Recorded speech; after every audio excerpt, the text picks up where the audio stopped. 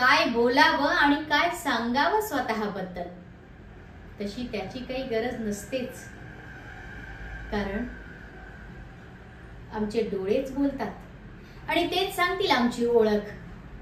पण सावधान, जो कोणी आमच्या डोळ्यांच्या जाळ्यात एकदा फसला की पुन्हा त्याची तिथून सुटका होत नाही कधीच.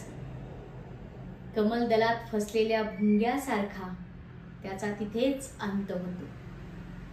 म्हणून सांगते, जर जगायचं असेल तर माझ्याशी दृष्टी भिडवायची नाही. निमुटपणाने आमच्या पायाशी लोळण घ्यायची, कारण आम्ही संमोहिनी आहोत, या असुर राज्याची होणारी राणी. आणि राणीचा दिमाग तेव्हाच कळतो जेव्हा सर्व तिच्या पायाशी शरणागत होतात. अवघं विश्व आज माझ्या पायाशी आहे. हा स्वर्ग माझ्या मुठीत आहे.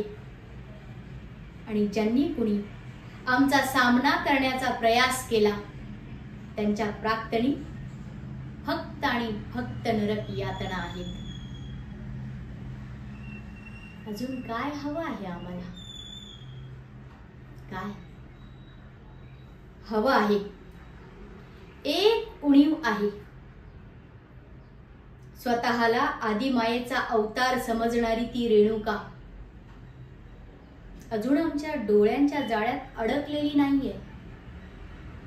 त्रिलोकाची स्वतःला स्वामिनी म्हणवते ना, तिला दाखवून देईन. स्वामिनी आणि संमोहिनी मध्ये फारसा फरक नाही.